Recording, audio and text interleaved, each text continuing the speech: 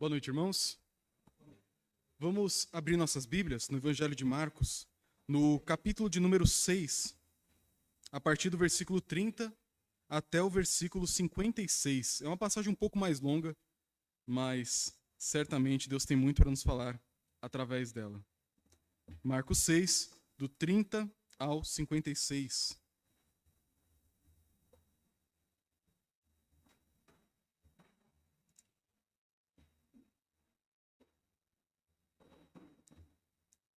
Assim nos diz a palavra de Deus.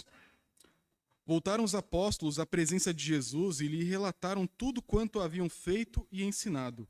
E ele lhes disse: Vinde, repousar um pouco à parte, num lugar deserto, porque eles não tinham tempo nem para comer, visto serem numerosos que iam e vinham.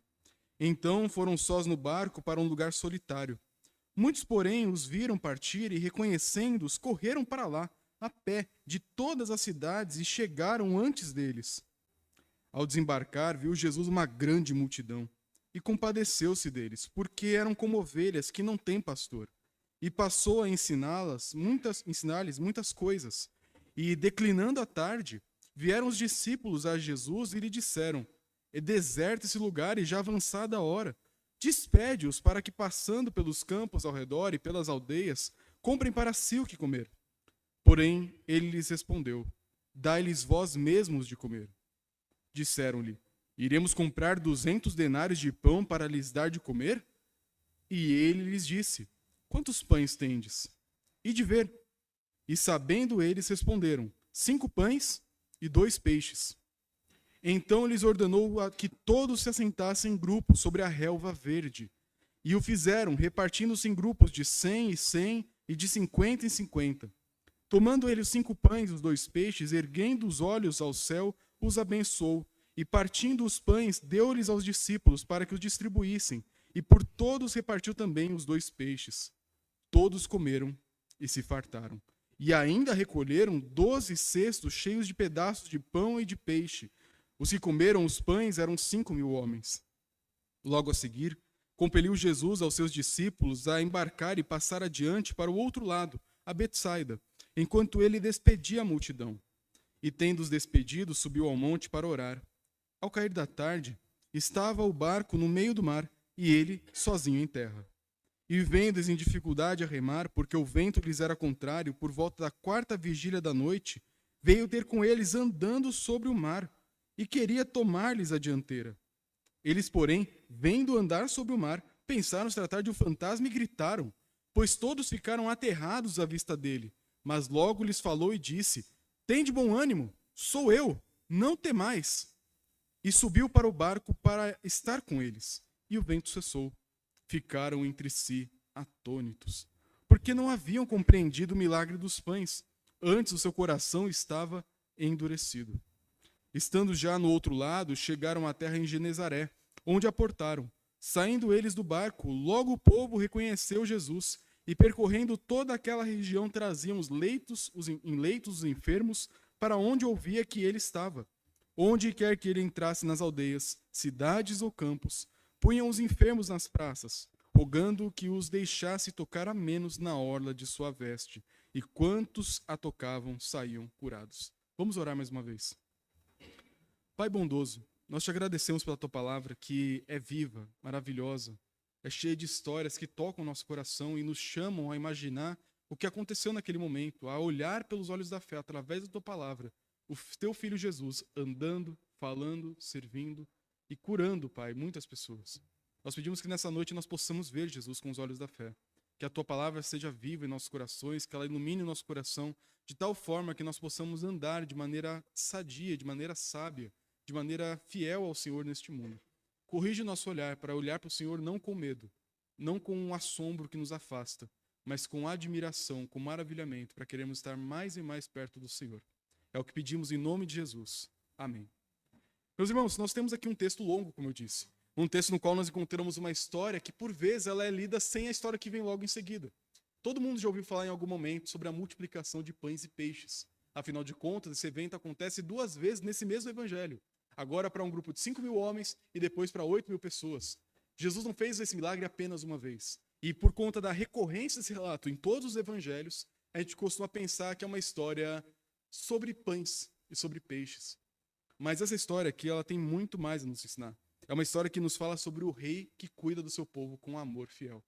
E por isso eu quero que a gente olhe para essa passagem aqui, olhando para o todo dela, percebendo como que ela nos apresenta um Jesus que é diferente daquele Jesus que por vezes é um Jesus estático, um Jesus que serviu para algum momento do passado e hoje não serve mais, mas um Jesus que é sempre presente e sempre cuidadoso com o seu povo. O nosso texto começa com a história dos apóstolos voltando da missão que eles começaram a fazer. Se você tem acompanhado os sermões aqui à noite, lá no capítulo 6, aqui, esse mesmo capítulo, no versículo 7, Jesus começou a enviar os 12 em equipes de 2 pessoas. Então Jesus chamou os 12, Pedro, João, Tiago, todos os 12 apóstolos originais, e envia eles em duplas para pregar o evangelho, expulsar demônios e curar pessoas. E eles vão. Vimos semana passada uma história no meio desse período quando João Batista foi morto, e agora os 12 voltaram. E o versículo 30 continua relatando agora o que aconteceu do trabalho deles. A gente já soube pelo 13 que eles pregaram, expulsaram demônios e curaram enfermos. Mas agora eles voltam para Jesus. O versículo 30 fala, né? Voltaram os apóstolos à presença de Jesus e lhe relataram tudo quanto haviam feito e ensinado. E Jesus, nesse momento, ele nos mostra um princípio muito interessante para o cuidado de pessoas na igreja. Na igreja, como eu falei pela manhã, sobre os leões imaginários, quem não viu, depois pergunta para quem veio, nós temos muita coisa para fazer, muito trabalho para resolver, muita demanda para suprir, vários desafios que estão além daquilo que a gente consegue imaginar que devemos e conseguimos fazer. Mas quando fazemos o nosso trabalho bem feito para a glória do Senhor, nós encontramos em Jesus não um chefe que fala assim, muito bem, vamos dobrar a meta. Não, mas um líder, um rei, que ama e que cuida dos seus. Esses servos, esses 12 homens que foram para servir, cuidar e ministrar de pessoas, ao voltar encontram em Jesus descanso.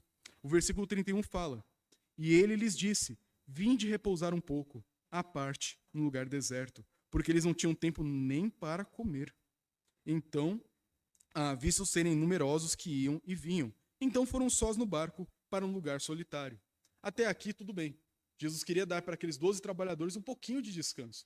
Jesus, ele é Deus e homem. E sendo Deus e sendo homem, a Bíblia diz que ele conhece nossa estrutura e sabe que somos pó. Jesus sabe que a gente se cansa, tem uma hora que a cabeça para de funcionar, que a gente tem que descansar um pouco, ter 8 horas de sono dentro do possível. Jesus sabe do que a gente precisa melhor do que qualquer médico nessa terra. Então, quando ele acolhe aqueles 12 missionários cheios de empolgação de tudo que fizeram, ele fala, gente, hora de descansar. Entre no barco, vamos para um canto ali deserto, para a gente ter um tempo só para a gente, dormir um pouco mais, comer, descansar, que depois a gente continua trabalhando. Só que surge um problema bom. Um problema bom porque na medida em que eles começam a juntar as malas para entrar no barco, tem um monte de gente curiosa por perto, que já estava sabendo da fama de Jesus, dos apóstolos. Afinal de contas, o próprio Jesus já ensinava, curava, expulsava demônios, e agora um grupo de 12 se espalhou por todos os lugares e voltaram. Então ali você tem a equipe de 13 pessoas que estão mudando o mundo. Então imagine você com doenças, enfermidades, com problemas na sua vida e querendo receber do grande mestre a sabedoria, a instrução e a resolução do seu problema. Então aquele grupo de curiosos começou a olhar, ouviu a fofoca ali, a conversinha, começou, acho que eles estão indo para lá. Acho que eles vão para lá mesmo. O barco, né? O Pedro já pegou ali, já virou o leme. Certeza, pelo tanto de comida que eles têm no barco, eles não vão muito longe não, eles devem estar indo para ali. E aí a multidão começou a falar um para o outro, um para o outro, um para o outro, um para o outro, saíram correndo mais rápido que um barco, de tanta pressa e desejo de estar perto de Cristo, e quando Jesus e os apóstolos chegam na outra margem, quem está lá? Uma multidão gigantesca. Tudo que Jesus e os apóstolos queriam era um dia de descanso. É poder parar um pouco, dormir, descansar, talvez ler um bom livrinho, ter um tempo de descanso, mas nem isso eles estavam conseguindo fazer. A texto nos diz que não tinham tempo nem para comer, nem para sentar e ter uma refeição decente. Talvez eles comiam no meio da pregação. Então Pedro está pregando, o Tomé já pegava um pedaço de pão, comia. Pedro, acabando aí você já pega o resto desse pão aqui, a gente tem que se cuidar. Dentro da possibilidade eles faziam o que dava. Mas quando chegam a outra margem, eles encontram pessoas. E talvez, eu queria que você pensasse aqui comigo, como que os 12 olhariam para aquela multidão. Pense você que trabalhou aqui na IBF nos últimos 4 dias. Lidou com criança o dia inteiro, leva para o banheiro, traz para cá, prepara lanche, atividade, abre portão, fecha portão, recebe pai, manda o pai embora, manda mensagem, filma, grava, mexe com as mídias, que dá uma trabalheira também, conta história, conta teatro, mexe com fantoche, é muito trabalho. Aí chega no fim do dia, você chega na sua casa e tem ali uma caravana, tem 15 crianças na porta da sua casa, você ouviram falar que você tem uma EBF. E falam, tio, a EBF é aqui? que você faz? Não, acabou, vai. Agora só amanhã. Não, isso aí é problema do pessoal da EBF, não quero nem saber. O que você vai fazer? Os apóstolos aqui, talvez cansados, sem tempo para comer, sem tempo para nada, olhariam para aquele povo assim: ô Jesus, por favor, hoje não, manda esse povo embora. Mas olha a reação de Cristo. Versículo 34. Ao desembarcar, viu Jesus uma grande multidão e se compadeceu dela, porque eram como ovelhas que não têm um pastor, e passou a ensinar-lhes muitas coisas. A perspectiva de Jesus, diferente dos apóstolos que estavam cansados, justamente cansados, é uma perspectiva que olha agora para uma oportunidade. Ele olha para aquelas pessoas que poderiam ser para ele naquele momento um motivo de cansaço, de mais enfado, de desgaste, de problema para o seu ministério, e olhando para aquela demanda, o coração dele se comove. E é muito bonito quando a Bíblia fala das emoções de Jesus. Jesus, por ser Deus e por ser homem, ele não anula a sua humanidade. Jesus, nas suas emoções, é plenamente humano. Sabe quando seu coração se derrete por algo? Quando você vê o seu filho, sua filha, um netinho, te pedindo uma coisa, com aquela carinha, aquele beicinho que só as crianças sabem fazer, e você você não aguenta. Ou você vê alguém fazer uma coisa bonita, aquilo mexe com você, o olho fica cheio de água. Jesus sentia isso. Ele era o rei cheio de emoções. E ele vê aquela multidão de pessoas e o coração dele mexe. E talvez cansado, porque Jesus também se cansava, ele poderia pensar: não, hoje não, mas olha eles. Eu preciso cuidar dessas pessoas. Ele tem um carinho profundo por todos aqueles que procuram ele, mesmo quando ele estava cansado. Agora, glorificado, depois da ressurreição, Jesus não se cansa de forma alguma. Hoje a gente pode usar e abusar da bondade e da misericórdia dele, e ele continua sentindo a mesma coisa pela gente. Mas naquele momento, ainda debaixo daquela luta da encarnação, ele ficaria cansado. Mas mesmo assim, ele deixa o cansaço de lado e continua servindo. E a maneira como ele serve as pessoas é muito bonita, porque o texto fala que ele vê elas como um grande rebanho de ovelhinhas. Então, se você olhasse lá, você não viria ovelhinha nenhuma. Mas virou um monte de gente, todo tipo, tamanho, altura, com perna, sem perna, machucado, sem machucado, com todo tipo de demanda. Mas Jesus vê ovelhas. E a figura da ovelha, como a gente viu nos textos da liturgia, ela é muito importante na Bíblia. Quando Jesus vê ovelhas que não têm um pastor, ele está dizendo, no linguajar bíblico, eu vejo aí súditos que não têm um rei. Porque em Ezequiel, em Isaías, em Jeremias, em vários profetas, o povo é tratado como um rebanho de ovelhas. E os maus pastores são os líderes religiosos, os líderes civis que não cuidam do povo da maneira que Deus queria. E agora Jesus, o rei dos reis que veio à terra, ele agora olha para aquela multidão que os fariseus desprezavam, que os saduceus não estavam nem aí, que a liderança política não se preocupava, eram os marginais da sociedade. Jesus olha para eles, para as ovelhas desprezadas e perdidas de Israel, e o seu coração de rei, de bom pastor, se compadece. E ele agora assume uma postura de rei, de agora ensinar, de nutrir, de cuidar de cada um dos seus súditos que veio voluntariamente para ele. Jesus não é um tirano que tem que arrastar pessoas na força. Por exemplo, nós presbiterianos somos calvinistas. Nós acreditamos numa doutrina chamada graça irresistível, que diz que quando Deus quer chamar alguém, ele de fato chama. E não tem como resistir à vontade do Senhor. Se ele quiser mudar o seu coração, você pode lutar o quanto você quiser. Uma hora você vai ceder, porque Deus nunca perde as batalhas que ele trava. Então, quando Deus mostra a graça para um pecador, não é que você vem forçado, mas você percebe o quanto você precisa dela. Quando Deus mostra o amor, o quanto ele está disposto a abraçar aqueles que o feriram, que o odiaram e menosprezaram a vida inteira, e ele ainda assim estende os braços e quer te abraçar, quer te acolher, nessa hora, quando você tem o véu dos olhos arrancados, você vê o amor na face de Cristo, a graça irresistível faz você ir. Você se lança e agarra ao Senhor Jesus. Jesus não força ninguém a adorar ele. Todos aqueles que vêm porque querem, porque vem nele a sua grande esperança, o bom pastor. E a maneira como Jesus cuida das suas ovelhinhas, cuida dos seus súditos, é através da palavra. O versículo é bem curto nessa parte, né? E passou a ensinar-lhes muitas coisas. E eu adoraria saber o que ele ensinou. Tem muitas coisas, como disse João, que a Bíblia não escreve sobre o que Jesus fez. Muitas coisas que ele ensinou, muitos milagres que ele fez. Mas ele passou, segundo a continuação do texto, até o declinar da tarde ensinando.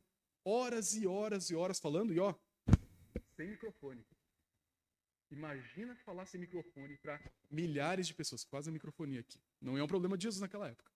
Então imagina falar por horas e horas e horas para uma multidão de milhares de pessoas, sem microfone. A garganta de Jesus rasgando, quase sangrando.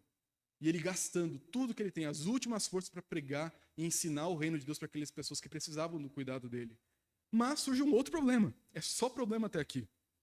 Na continuação do texto, versículo 35 diz: em declinada tarde, vieram os discípulos a Jesus e lhe disseram: olha, esse lugar é deserto, e já a hora está avançada, já está acabando o dia, já está começando a anoitecer.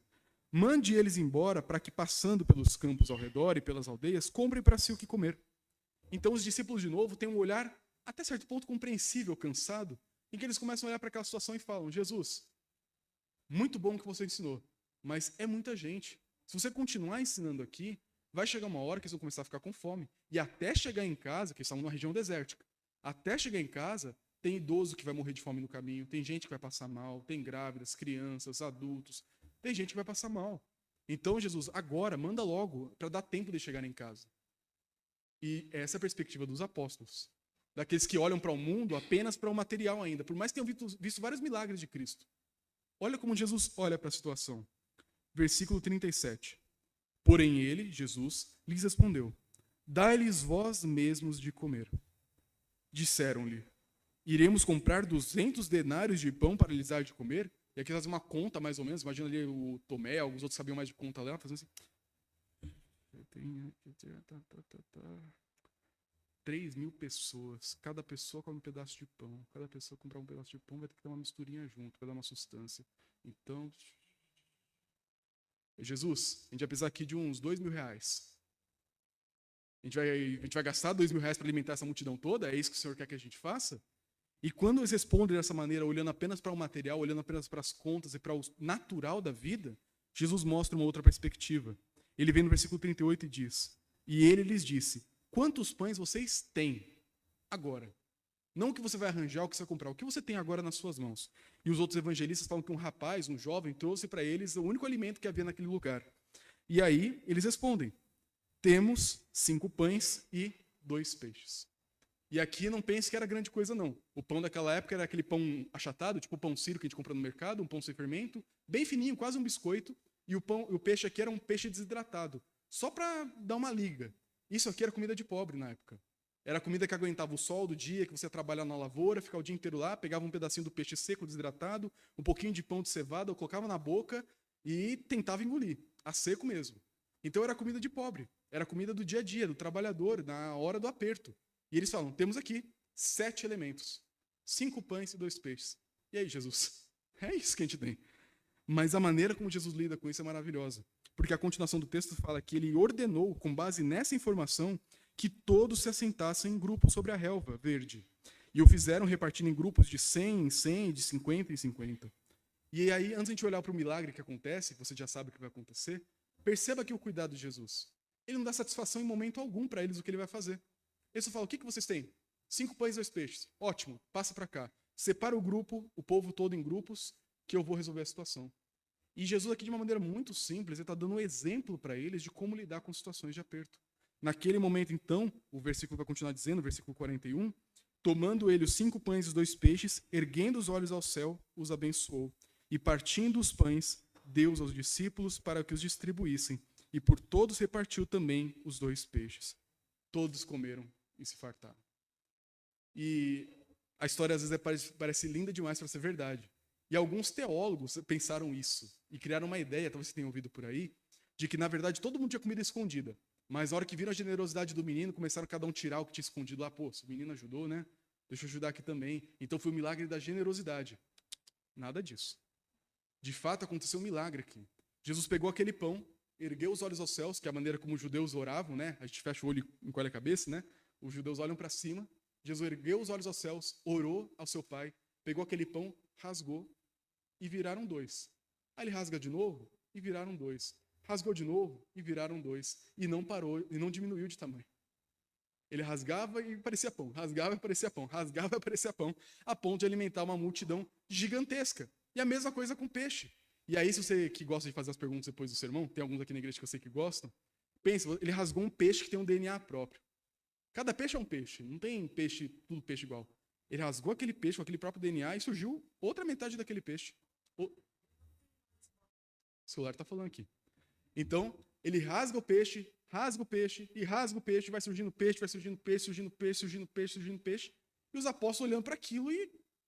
ok, eles não questionaram mais nada. Simplesmente foram e entregaram para as multidões. naquele momento, Jesus ele está fazendo aqui quase que um Pentateuco novo. Eu não sei se você pegou essa referência aqui no texto. Você lembra de quando o povo de Israel saiu do Egito? Abriu-se o mar, eles atravessaram a pé seco e chegaram então no deserto. Durante aquela peregrinação de 40 anos no deserto, muitas coisas aconteceram. Uma delas qual que foi? Deus construiu um tabernáculo, a tenda onde Deus moraria no meio do povo. E quem que ficava ao redor? Grupos e grupos e grupos e grupos das tribos. Jesus aqui no topo de um monte, ele está fazendo a mesma coisa. Ao meu redor, do Deus que habita entre os homens, separem as pessoas em grupos. Outro detalhe que às vezes passa batido. Sobre o que eles deveriam se assentar? Relva verde. Mas não era um lugar deserto? Na relva verde, o Marcos, aqui ele é muito específico na cor, gente, pensa comigo. Que cor que é a grama? Verde. Por que Marcos faria questão de falar que a grama era verde? Para nos mostrar duas coisas. A primeira delas, você lembra de um salmo que fala que o Senhor é meu bom pastor e nada me faltará? Ele me faz repousar sobre pastos verdejantes, verdes pastos. A referência à cor verde que aparece no Antigo Testamento mais forte para grama é aquela. Jesus está mostrando, através do seu ato e da ordem de colocar ele sobre a grama verde, que ele é o bom pastor que sustenta o seu povo a todo momento. Além disso, a grama estar verde naquela cultura significava que era primavera, que também era a época da festa da Páscoa. E Jesus faz o que na última Páscoa? Ele parte o pão, simbolizando o seu corpo. Então aqui a gente tem como se fosse a pré-Páscoa. Jesus está dando para aquelas pessoas uma amostra do que ele vai fazer no fim dos tempos, no grande banquete real do Senhor Jesus. Então naquele momento ele mostra: eu sou o Deus que habita no meio dos homens, eu sou o novo tabernáculo. Eu sou o bom pastor que alimenta as ovelhas. Eu sou aquele que um dia, isso que eles não poderiam perceber de 100%, que um dia vai repartir o próprio corpo e dar para cada um fazer parte da minha morte, fazer parte da minha vida. Jesus está fazendo pequenos atos aqui que um leitor atento do Antigo Testamento fica assim: é isso. Muitos talvez não perceberiam. Nós vamos ver daqui a pouco que nem os apóstolos entenderam isso. Mas aqueles mais atentos poderiam perceber. Jesus está demonstrando explicitamente: ele é o bom pastor de Israel. Ele é aquele que viria cuidar do povo que líder nenhum no passado pôde cuidar. E ele faz de uma maneira generosa, abundante, com um coração caloroso pelos pecadores. Às vezes a gente costuma pensar com relação aos nossos pecados, um dos erros muito comuns é de pensar assim: eu sou tão pecador que Deus não vai nem olhar para mim. Eu sou tão pecador que se eu for orar, Deus não vai nem escutar minha oração. Eu sou tão pecador que eu não posso nem ir para a igreja. Eu tenho que melhorar minha vida antes de voltar para a igreja. Eu vi isso de muita gente. Mas é uma mentira gigantesca. Porque se tem uma coisa que faz o coração de Deus bater mais forte, é por pecadores que querem estar perto dele. Jesus é manso e humilde de coração. Ele chama os pecadores para perto. Ele quer que cada um daqueles que tem o coração cheio de culpa, cheio de fardo, venha para ele e fale assim: Jesus, eu não mereço, eu não sou digno, eu não deveria nem estar falando com o Senhor. É isso que eu sou. É isso que eu tenho me afastado de ti. Jesus, em momento algum, vai falar assim: pecador. Não. Ele nos abraça. Ele pega o fardo que está sobre nós, nossa culpa, coloca sobre ele na cruz. Paga pelo nosso preço. E no lugar o que ele faz? Dá o fardo dele que é leve. Traz uma leveza de consciência, uma leveza de coração. E mesmo você sendo crente, você tem que lembrar disso. Porque de vez em quando aquele fardo, você quer carregar ele de novo. Mas ele tem que ser colocado no pé da cruz sempre. Jesus, quando vê pecadores arrependidos, o coração dele não se aguenta. Ele ama, ele acolhe, ele busca, ele abraça, ele perdoa. Jesus fala: nenhum daqueles que vier a mim, eu vou lançar fora. Aqueles que vêm com fé, com o coração arrependido, ele nunca vai abandonar. É claro que ele não quer que a gente permaneça no pecado. Ele chama a gente para uma mudança de vida. Mas aquele passo inicial de chegar até Deus, ele nos acolhe e nos puxa para perto. Esse é o Senhor Jesus. Aquele que olhou para uma multidão que seria um problema e dá comida. Aquele que vê um povo sem pastor e forma deles as novas tribos de Israel. Você percebeu quantos cestos sobraram no final?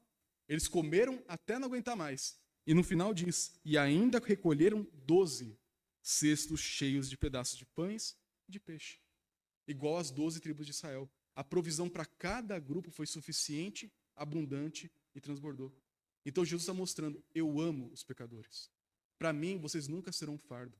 Para mim, vocês nunca serão motivo de cansaço, de motivo de eu falar: depois eu vejo isso. Não. Para Jesus, todo pecador que busca ele, recebe dele o que precisa. Cuidado, sustento, força, perdão, amor, acolhimento, disciplina também.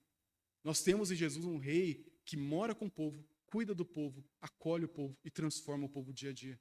E isso tudo aconteceu no final de uma tarde ao pôr do sol. Mas na continuação a gente vai ver agora uma outra reação. Uma reação daqueles que a gente menos esperaria esse tipo de reação. Porque até aqui você poderia olhar para tudo isso e pensar, que Jesus maravilhoso. Se eu estou do lado dele, eu não preciso de mais nada. E esse é o ponto central da passagem. O milagre dos pães e dos peixes nos mostra que se eu tenho Jesus do meu lado, eu não preciso ter medo de nada. Eu não preciso ter medo de faltar comida em casa. Eu não preciso ter medo de passar por qualquer dificuldade nessa vida.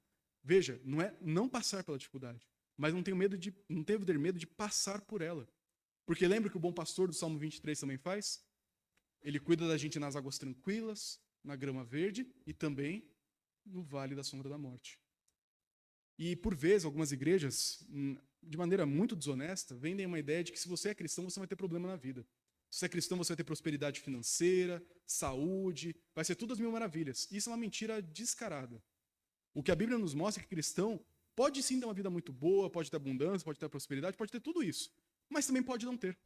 Já ouviu falar de um tal de apóstolo Paulo? Talvez o homem mais parecido com Jesus que pisou nessa terra? Ele fala na carta aos Filipenses, eu posso tudo aquele que me fortalece. Posso passar frio, nudez, perseguição, abandono. Eu posso encarar qualquer situação horrível na minha vida, porque eu sei que Jesus me fortalece nelas. Ser cristão não é passar uma vida longe dos problemas, mas é passar pelos problemas junto de Cristo. Sabendo que Ele, o Deus que morre, o Deus que sabe o que é sofrer, estará com você naquele momento te consolando, cuidando e conduzindo por meio do vale. E se for para você morrer no meio do vale, Ele vai estar com você na morte no meio do vale e também depois, quando você ressuscitar. Jesus é um rei que não abandona. Ele pode, nesse mundo agora, hoje mesmo, fazer coisas incríveis. Ele pode curar, Ele pode ressuscitar, Ele pode fazer tudo o que Ele quiser. Mas, ao mesmo tempo, nós ainda não vivemos num mundo plenamente restaurado. Por isso que, muitas vezes, aquilo que Ele pode fazer ainda não acontece. Quando alguém é curado miraculosamente, através de médicos, através do próprio corpo, do meio que for que Deus queira empregar, isso é um sinal do futuro que Deus está preparando. Mas quando não acontece, também é um sinal do mundo quebrado no qual nós vivemos. Não é que Deus falha quando alguém não é curado. É que quando alguém é curado hoje, de maneira sobrenatural, mostra que há um futuro que nos aguarda onde tudo será assim. Mas agora, hoje, ainda tem pessoas que vão passar pela morte, pelo sofrimento. Porque vemos entre o já, o reino está aqui, e o ainda não, do reino que ainda vai chegar. Mas se já estou com o Senhor aqui, eu posso ter expectativas altíssimas de que Ele vai cuidar, que Ele vai proteger, que muitas vezes Ele vai fazer o sobrenatural na minha vida, para prover tudo aquilo que eu preciso. E mesmo quando isso ainda não acontecer, em plenitude, Ele continua comigo, me preparando para a eternidade, que Ele tem garantia em que tudo será como já pode ser agora. Então Jesus mostra aqui que Ele é o rei que sustenta, que mora no meio do povo, que multiplica a comida, que cuida de pessoas que seriam para Ele um motivo de cansaço com profundo amor e paciência. Esse é o Jesus que nós adoramos. Mas os apóstolos não entenderam isso. O texto continua dizendo, versículo 45, o seguinte: logo a seguir, final do dia, já comecinho da tarde para a noite, compeliu Jesus aos seus discípulos a embarcar e passar adiante para o outro lado, a Betsaida, enquanto ele despedia a multidão. E tendo-os despedido, subiu ao monte para orar. Ao cair da tarde, estava o barco no meio do mar e ele sozinho em terra. E vendo-os em dificuldade a remar, porque o vento lhe era contrário, por volta da 4ª vigília da noite, entre 3 da manhã e 6 da manhã, alta madrugada, veio ter com eles andando sobre o mar e queria tomar-lhes a dianteira. Eles, porém, vendo-o andar sobre o mar, pensaram tratar-se de um fantasma e gritaram, pois todos ficaram aterrados à vista dele. Mas logo lhes falou e disse: tende bom ânimo, sou eu, não temais. E subiu para o barco para estar com eles, e o vento cessou, e ficaram entre si atônitos, porque não haviam compreendido o milagre dos pães, antes o seu coração estava endurecido. E a pergunta natural de qualquer leitor atento é: como? Eles não acabaram de ver 5 pães e 2 peixinhos alimentar uma multidão e sobrar? Eles não acabaram de ver Jesus lidando com as pessoas com paciência, com amor, fazendo milagres, mostrando que é o Deus presente no meio do povo? Eles não acabaram de ver isso? Sim, mas nem sempre aquilo que a gente vê, que a gente entende, desce aqui. O coração estava duro. A compreensão intelectual, na maior parte de nós, vai ser muito boa. Talvez você pode lembrar de tudo que você ouviu, todos os sermões que você já ouviu, tudo que você já estudou, você tem uma mente fantástica e brilhante. Mas se o seu coração não está amolecido, receptível para aceitar com fé a palavra de Deus, receber ela com fé, não vai adiantar muita coisa. Os 12, que no comecinho do texto de hoje, voltaram falando: Jesus, expulsamos demônios, curamos enfermos, pregamos, que viram milagre, agora ficaram com medo de ver Jesus andando sobre a água. Tá certo, eu acho que se a gente estivesse lá, a gente também ficaria com um pouco de medo de ver um homem andando sobre a água. Mas perceba, eles estão vindo de uma longa sequência de milagre atrás de milagre. Jesus não deu poder a eles para expulsar demônios. Ele deu poder para eles para curar enfermos. Deu autoridade para pregar a palavra. Eles viram vários milagres, até a ressurreição da filha de Jairo já viram até aqui. Mas agora chega na hora de experimentar na prática a fé deles, oscilaram. E da mesma forma a gente faz a mesma coisa. Pense assim, eles viram tudo isso. Qual que seria a reação de ver Jesus andando sobre a água? Ah, Jesus, não sabia que você fazia isso também? Que legal. O Pedro até quis andar sobre a água. O evangelista Mateus fala dessa história. Mas a reação deles deveria ser de admiração. Fala assim, nossa, o nosso rei faz isso também. Que incrível. Isso é maravilhoso. Mas não, ficaram com medo. Porque o Jesus sobrenatural de cada dia do passado não serviu para aquele momento do presente. E por vezes a gente tem o mesmo coração duro. Você já ouviu muita coisa da palavra de Deus, Deus talvez até já fez milagres na sua vida, que você conta para todo mundo. Olha, em tal situação, eu tinha um câncer, eu tive uma situação assim, Deus mudou, eu não tinha vista no meu olho esquerdo, e do nada, eu não tive nem que fazer cirurgia, meu olho voltou a enxergar. Eu tinha que pagar uma conta, uma dívida, e de repente surgiu o dinheiro do dia para a noite, sem eu nem esperar. Talvez você tenha grandes histórias de milagres na sua vida. Isso é maravilhoso. O problema é quando o milagre do ontem não acompanha a sua fé hoje. Jesus ali não está fazendo aquilo ali apenas para mostrar que ele pode. Ele foi andar no meio do mar porque eles estavam em dificuldades. O texto fala que ele despediu as pessoas com carinho, foi orar, e do monte ele viu os discípulos ali lutando, horas e horas. Eles começaram a navegar no final do dia. Agora já são entre 3 e 6 da manhã. E o texto fala que eles remaram. Imagina o braço dele já fadigando, dando cãibra. No tanto que eles ficaram tentando e não saía do lugar. Pense em ficar horas remando no mesmo lugar e nem para lugar nenhum. Você com marinheiros experientes no barco. E eles começaram a ficar desesperados. É onda, é chuva, é cansaço, a gente não vai para frente, não vai para trás, tudo escuro, meio das trevas, não tem tocha, não tem fogueira, não tem lanterna, não tem nada. Desesperados, apavorados, igual a tempestade alguns capítulos atrás. E quando Jesus aparece, talvez um relâmpago brilha lá e vem um vulto chegando perto, né? Como é que chegariam à noite, né? Então vem um vulto chegando perto, se apavoram. A primeira coisa que eles conseguem pensar é que tem um fantasma ali, e não o rei Jesus que anda sobre as águas, que acalma a tempestade e levanta os mortos e cura os enfermos, que multiplica o pão. A fé deles do passado não serviu para interpretar o presente. A primeira alternativa deles é pensar fantasma. Porque para andar em cima da água não pode ser material. Para vir assustar a gente no meio da noite só pode ser do mal, só pode ser um fantasma. E por vezes a gente tem uma fé que faz a mesma coisa.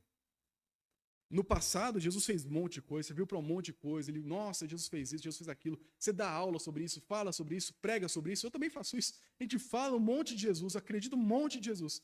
Chega na hora, qualquer alternativa, menos Jesus.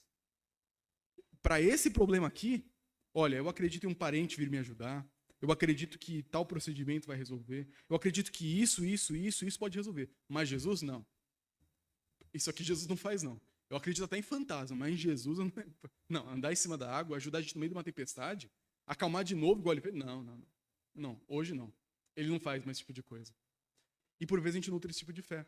A gente olha para as histórias do evangelho e fala assim, nossa, olha, naquela época Jesus curava, restaurava a vista aos cegos, levantava os mortos, ele alimentava as pessoas, pregava a palavra com poder, expulsava demônio. Olha só, a igreja tinha um monte de coisa acontecendo, olha quanta coisa Pedro, Paulo, os apóstolos, os membros da igreja comuns fizeram. Olha quanto foi no ano passado. No passado. Hoje não. Hoje é a gente com a gente que se vira na força do nosso braço. O que a gente consegue fazer, a gente consegue. O que a gente não dá pra gente fazer, no que não der pé, a gente não vai. Hoje pela manhã, a gente anunciou aqui, já foi anunciado domingo passado, sobre esse projeto da construção da casa da dona Cícera, que além de ter os 13 filhos, é viúva também.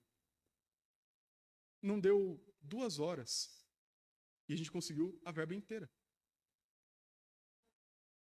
R$1.500, gente. Em poucas horas. Eu, sendo bem sincero, eu nunca imaginei que isso aconteceria. Eu sou uma pessoa muito otimista, mas pode confirmar. Eu tenho um otimismo gigantesco. Eu sempre espero o melhor. Mas isso surpreendeu. E a gente já conversou, né? De talvez até juntar todas as outras ofertas, até aumentar a oferta que a gente pode mandar. De tão surpreendente que tem sido isso. Gente, Deus surpreende a gente hoje. Mesmo quando a gente não espera. Ele ainda assim, andando em cima das águas, assusta a gente. Pra gente aprender a confiar nele. A gente não pode ter uma fé apenas para o passado. Jesus pode fazer isso lá na época da Bíblia. Hoje ele não pode fazer isso. Naquela época ele mostrava poder. Hoje ele não mostra. Naquela época ele convertia milhares de pessoas do dia para a noite. Hoje ele não faz mais isso. Naquela época ele ressuscitava morto. Hoje ele não ressuscita mais morto. Que Jesus é esse?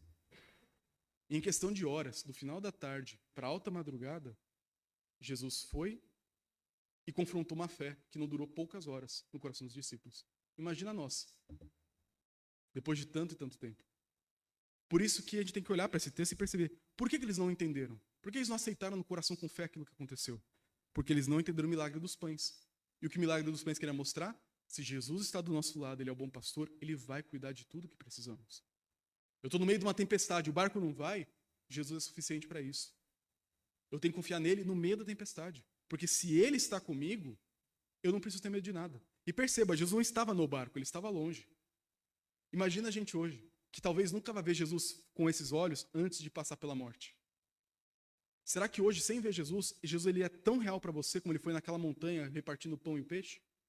Será que hoje você pode contar com ele em cada desafio que você enfrentar, sabendo que ele pode e faz coisas surpreendentes, seja fazendo ou seja passando pelo vale da sombra da morte com você, como bom pastor? Será que a nossa fé tem essa robustez, nós temos um coração receptivo para aceitar a obra de Deus, acolher a obra de Deus com essa avidez hoje? Por vezes a gente não vai ter. E perceba que eram os líderes da igreja que não estavam percebendo isso. Na continuação do texto, versículos 53 a 56, falam que pessoas comuns tinham entendido isso. Sabe qual que é a chave para isso? Fala que Jesus chegou num outro lugar, nem era onde eles queriam ir, porque o vento foi tão forte para parar em outra margem do mar. E chegando lá, as pessoas começaram a se juntar de novo, a centenas, para trazer enfermos para Jesus. Mas perceba um detalhe nessa história. Versículo 56. Onde quer que ele entrasse nas aldeias, cidades ou campos, punham os enfermos nas praças, rogando-lhe que os deixasse tocar ao menos na orla da sua veste. Onde a gente já viu isso aqui antes? Capítulo 5, da mulher com fluxo de sangue. Ela que foi a pioneira nesse negócio de acreditar que a orla da veste de Jesus curava. E ela provou. Ela viu na própria vida dela que ela foi curada só de tocar nos fiapos da borda da roupa de Jesus. E essa mulher falou. E ela contou para todo mundo aquela história. E agora, em outra cidade, longe de onde ela morava, agora as pessoas criaram essa fé. Olha, se eu apenas tocar no fiapinho da roupa, igual aquela mulher, Jesus vai me curar. E olha o final do versículo. E quantos a tocavam saíam curados. Pessoas anônimas, sem formação teológica, que talvez nunca expulsaram um demônio, curaram um enfermo e pregaram numa praça pública como os 12. Tinham uma fé que esperavam que aquele milagre do passado, de encostar no fiapo da roupa de Jesus daquela mulher, serviria agora em outra cidade, em outro contexto. E de fato serviu. Essas histórias mostram um contraste muito forte que nos desafia a ter uma fé robusta como a desses anônimos. Diferente dos apóstolos que sabiam muito, mas na hora do vamos ver, a fé não foi forte, esses anônimos ouviram uma história de uma mulher desconhecida, que até hoje a gente não sabe o nome dela, que teve uma história profunda com Jesus, e o testemunho daquela mulher mudou a vida de centenas de pessoas. E aquelas pessoas, por causa do testemunho de uma mulher, tocaram no fiapo da roupa da veste de Jesus e foram curados de qual enfermidade fosse. E a tentação aqui é de terminar de uma forma moralista. Quem é você? Isso aqui, o seu próprio coração, com a própria culpa que ele já carrega, já faz sozinho. Eu não quero que você pense apenas nisso. Mas eu quero que você olhe para a maneira como Jesus lidou com pessoas que agiram de um jeito ou de outro. Os 12 que duvidaram, os 12 que tiveram uma fé fraca naquele momento. Como Jesus lidou com eles? Entrou no barco, a tempestade parou, foram para o outro lado, vida seguiu. Jesus não abandonou eles. Quando a sua fé é fraca, quando você esquece do poder, não confia no poder, Jesus ele pode fazer tudo, menos andar em cima das águas hoje para mudar a minha vida. Mesmo assim ele vem, assusta, senta no barco, acalma a tempestade e segue. Ele não rejeitou os 12. Não abandonou eles por causa daquela falta de fé. Se você tem um coração que é carregado de culpa, que é muito moralista, tem que fazer o certo, porque se não for do jeito certo, lembre disso. O Jesus, que é o rei da justiça, que quer tudo do jeito certo, tem paciência com pecadores errados. E não abandona. Então, quando você chegar no momento e falar assim, não, agora Jesus é minha última esperança. Vai falar, ixi, rapaz, era para ser a primeira. Ainda assim, ele pode cuidar de você. Ainda assim, ele ama você. Ainda assim, ele não vai abandonar você. Mesmo quando você tratou Jesus como o último recurso das causas impossíveis, quando ele deveria ser a primeira, ele ainda assim vai estar do seu lado e vai cuidar de você, porque ele é o bom pastor que acompanha suas ovelhas nas pastagens verdejantes e no vale da sombra da morte. Mas se você tem uma fé que tem crescido, está com o coração quente, falando, nossa, eu quero ver o poder de Deus na minha vida, eu quero ver o pão multiplicando, eu quero ver a glória de Jesus, eu quero ver ele andando em cima das águas na minha vida, eu quero ver o sobrenatural no meu viver. Sabe o que ele faz isso? Os anônimos aqui, a seus grupos, talvez de dezenas, centenas, viram esse poder acontecendo. É claro, a gente tem que lembrar, como eu disse, pode ser que Jesus não cure ainda agora, porque a plenitude da cura é só no novo céu e na nova terra. Mas pode ser, a gente deveria ter expectativa de que hoje ele derrame migalhas daquele pão celestial reservado para o último dia. Que hoje ele derrame vida da vida eterna que a gente vai experimentar naquele último dia. Que hoje ele derrame a seiva da árvore da vida sobre a vida daqueles que estão hoje sofrendo. Ele pode fazer isso, e faz hoje. E mesmo quando não acontece, é um sinal de que nós devemos esperar, então, a plenitude do último dia. Quando Deus cura, glória a Deus. Quando Deus não cura, também glória a Deus. Porque ele nos aponta pela cura a esperança do futuro e pela não cura também a esperança do futuro. Por isso, se você tem um coração ansioso de ver o poder, a glória de Deus, a manifestação do reino, espalhar o evangelho, faça isso com expectativa. Mas também tenha um coração ajustado para a realidade que o reino já está aqui, mas ainda não está na sua plenitude. Por isso, espere o sobrenatural, espere o poder, espere conversão, espere vitória sobre o mal, cura e tudo mais. Se Deus quiser, ele pode fazer. Mas se ele não fizer também, glória a Deus por isso. Porque aponta para o último dia. Por isso, vamos orar pedindo que Deus aumente a nossa fé. E que a nossa fé, se oscilar, que ela lembre que Jesus continua do nosso lado. Se ela ficar firme e corajosa, Jesus também continua do nosso lado. E que através da igreja dele, ele pode fazer grandes coisas nesse mundo. Senhor, nós te agradecemos porque a tua palavra é viva hoje. Fala com o nosso coração. Confronta nosso pecado, confronta a nossa falta de fé. E eu te peço, Senhor, aumenta a nossa fé.